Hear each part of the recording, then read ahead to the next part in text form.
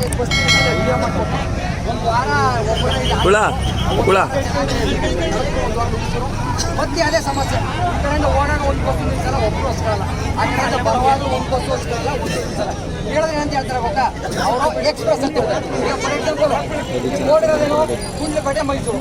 ಈಗ ಈ ಮೈಸೂರು ಬಸ್ಸು ಇಲ್ಲಿಗೆ ಯಾಕೆ ಬಂತು ಹಂಗಾರೆ? ಓಡೋದೇನು ಮೈಸೂರು ಎಕ್ಸ್ಪ್ರೆಸ್ ತಾನೆ ಮೈಸೂರು ಹೋಗ್ತಾರೆ. ಕೇಳಿದ್ರೆ ಈ ರೇಟ್ ಬೋರ್ಡು ನಮ್ಮ ಬಸ್ಸು ನಿಲ್ಸಲ್ಲ ಅಂತ ಹೇಳ್ತಾರೆ.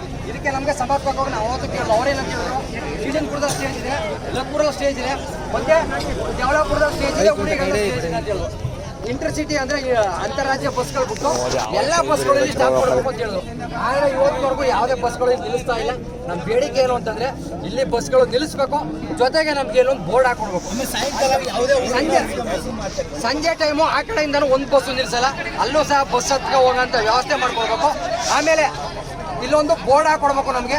ಆಮೇಲೆ ಯಾವ ಬಸ್ ನಿಲ್ಲಿಸಲ್ಲ ಅದನ್ನ ನಾವು ಪ್ರತಿದಿನ ನಿಲ್ಲಿಸ್ತಾ ಇದ್ರೆ ವಿಡಿಯೋ ಮಾಡಿ ವರದಿ ಮಾಡಿಕೊಡ್ತೀವಿ. ಅದ್ರ ಮೇಲೆ ಕ್ರಮ ಕೈಗೊಳ್ಬೇಕು. ಮತ್ತೆ ಈಗ ನಾವು ಯಾವ್ಯಾವ ಕಳಿಸಿದೀವಿ ಅದಕ್ಕೆ ಏನು ಕ್ರಮ ಕೈಗೊಂಡಿದ್ದಾರೆ ಅದಕ್ಕೆ ಉತ್ತರ ಕೊಡಬೇಕು. ಯಾಕೆ ಬಸ್ ನಿಲ್ಲಿಸಿದ್ರೆ ಅದಕ್ಕೆ ಉತ್ತರ ಕೊಟ್ಟು ಕ್ಲಿಯರ್ ಮಾಡಿ.